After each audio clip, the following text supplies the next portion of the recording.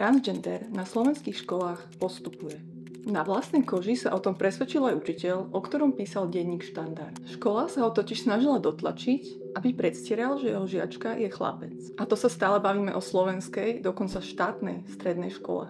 Milan nám povedal, že bol jediným učiteľom, ktorý túto transrodovú žiačku odmietol volať mužskými zámenami. Žiačke aj rodičom sa to nepáčilo a tak najprv skúšali presviečanie. Keď to nepomohlo, tak na Milana zatlačili aj jeho kolegovia. Povedali mu, že škola ešte predtým, než nastúpil, schválila nejaké uznesenie, v ktorom sa všetci dohodli, že žiačku budú označovať ako dievča.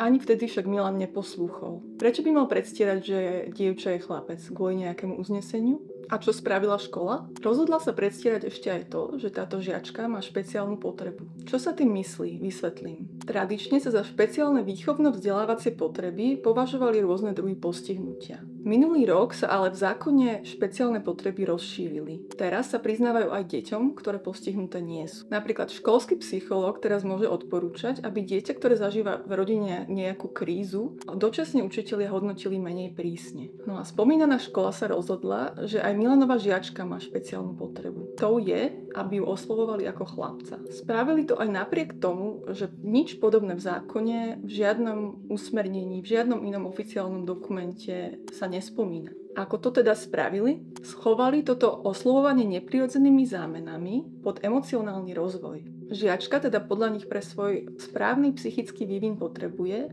aby všetci predstierali, že je chlapec. Nejde pritom iba o rozmar jednej školy. Podobný postup odporúčajú aj pracovníci štátnych psychologických poradní a dokonca aj inštitúcie, ktorá sa volá NIVAM.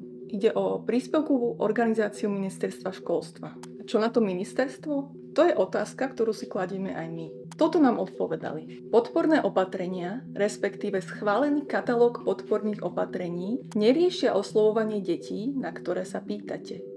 To sme vedeli.